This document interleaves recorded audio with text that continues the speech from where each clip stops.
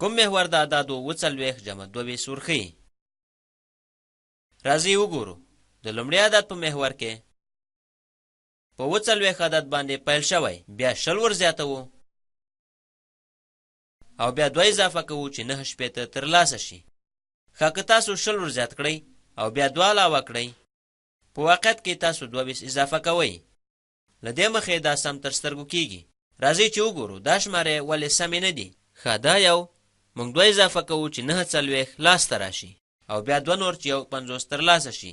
ښه دا چې 22 نه اضافه کوئ، دا 2 جمع 2 علاوه کوئ، دا 4. لپاره د اضافه کولو په 22 تاسو باید لومړی 20 اضافه کړئ او بیا 2 او دا شماره دلته لومړی موږ 20 ورزیاتوو او بیا 2. اما موږ له 40 نه بلکې له 40 څخه پیل کړی. ښه دا 40 جمع 22 ده، ځکه زه په رښتیا ښه احساس لرم د ګزینې په هکله چې دلته ده. راځئ څو نورې بیلګې هم ترسره کړو. کومه کرښه د اعدادو 93 من 80 ورښیي. نو راځئ چې سره وګورو. په ټولو دې ګزینو کې موږ له 83 پیل کړی. دلته په لومړي ګزینه کې لومړی موږ او بیا 6 منفي کوو، خو دا 6 منفي کړي دي. تاسو غواړئ چې 9 منفي کړئ او بیا تاسو غواړئ چې 6 منفي کړئ، نه یوازې و. له دې مخې زما لومړی شمېر هیڅ نه ده خوښه. دلته موږ 80 منفي کوو او بیا و.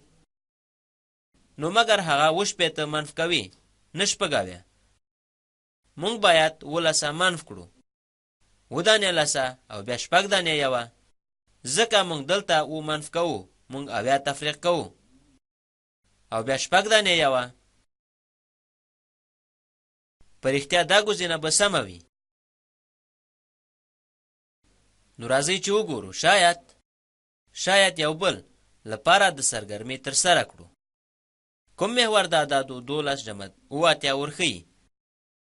ټول دغه له 12 څخه پیل شوي دي او زه غواړم چې لومړی 80 او بیا ورزیات کړم، 8 دانې لسه او 9 دانې یوه. او راځئ چې وګورو په دې 80 ور اضافه کیږي او بیا موږ علاوه کوو. دغه په هکله یو حال ته فکر مو راحته وي.